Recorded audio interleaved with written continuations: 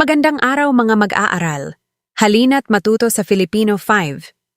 Ang araling ito ay tungkol sa tayutay, pagwawangis at pagsasatao. Layunin. Natutukoy ang tayutay, pagwawangis o metapora at pagsasatao o personifikasyon sa pagbibigay kahulugan ng pahayag sa binasa o napakinggang teksto. Gawain 1. 4 picks, 1 word. Mayroon kayong 15 seconds para alamin ang sagot. Handa na ba kayo?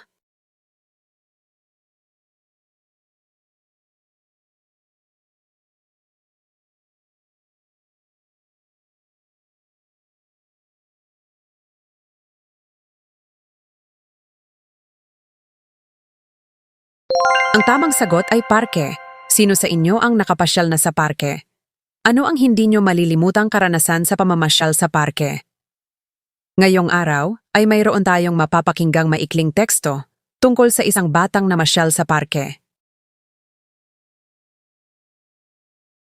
Tahimik na naglalakad si Ana sa parke isang hapon.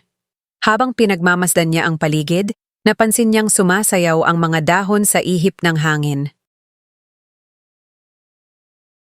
May nakita siyang isang matandang babae na nahihirapang magbitbit ng mga gamit kaya agad niya itong tinulungan. Dahil sa kanyang kabutihan at pagiging matulungin, sinabi ng matanda na siya ay isang anghel sa kabutihan.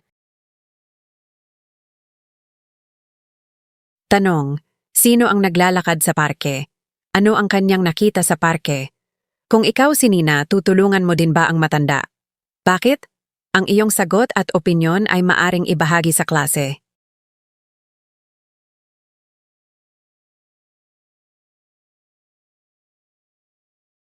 Ngayon naman, balikan natin ang teksto. Ano ang napansin nyo sa mga salitang naiiba ang pagkasulat?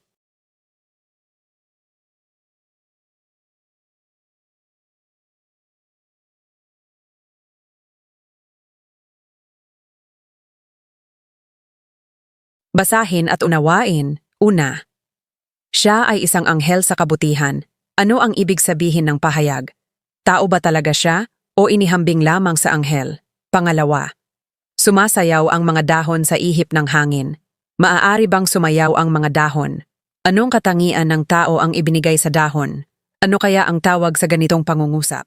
Ano nga ba ang tayutay? Ang tayutay ay paggamit ng mga salita o pahayag na hindi tuwirang nagsasaad ng kahulugan upang maging masining at makulay ang pagpapahayag.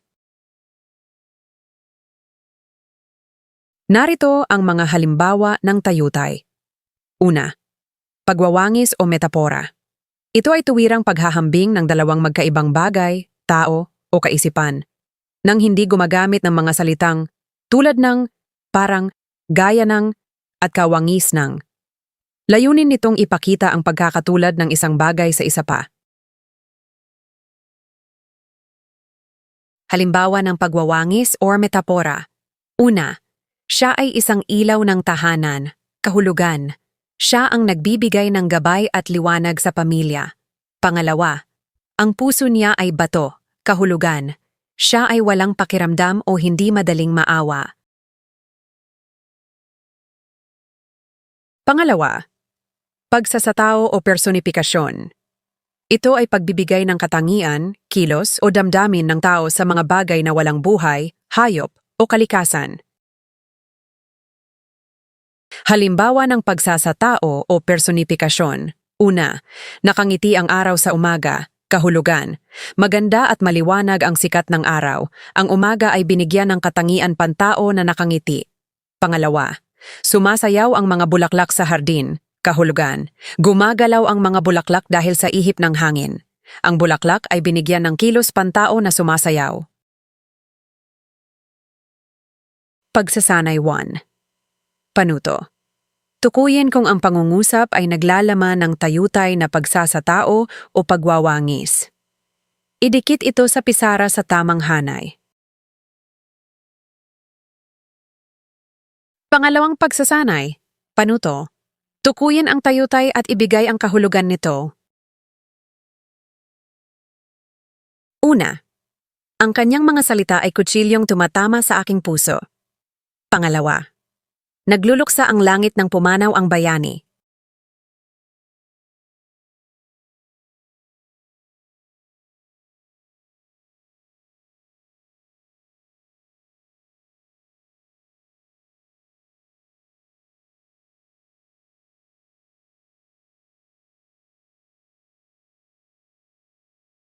Pangatlo, si nanay ang haligi ng aming tahanan. Pang-apat, ang kanyang mga mata ay bituin na kumikislap sa tuwa.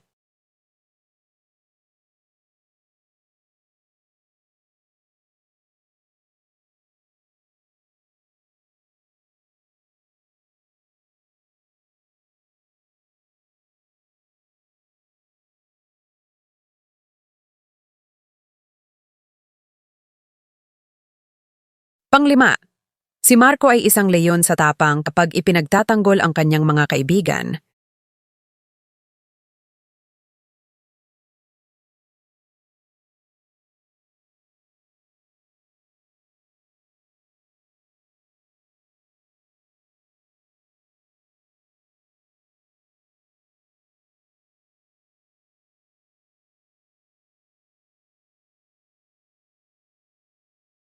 Tandaan, ang pagwawangis o metapora ay tuwirang paghahambing ng dalawang magkaibang bagay, tao, o kaisipan ng hindi gumagamit ng mga salitang tulad ng parang at gaya ng.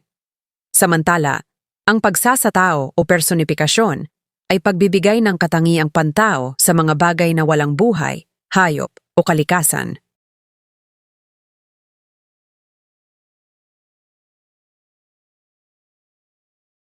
Pagtataya. Panuto. Tukuyin ang tayutay sa bawat pangungusap kung ito ay pagwawangis, metapora, o pagsasatao, personifikasyon.